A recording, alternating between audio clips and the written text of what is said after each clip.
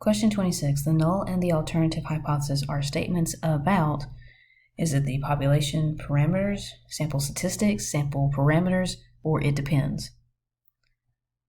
Well, let's go back to the definitions from chapter 9. Okay, so a hypothesis is a claim or statement about the property of a population. Hypothesis test is talking about testing a claim about the property of a population. Null hypothesis, a statement that the value of the population parameter is equal to some claim value. Alternative hypothesis is a statement that the parameter, well, what does a parameter describe? It describes a population.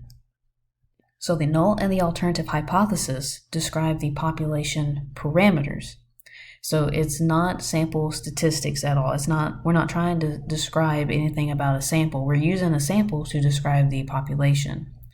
Part C, where it says sample parameters, those two don't go together because parameters describe a population. Statistics with an S, that describes a sample. So those two terms do not go together.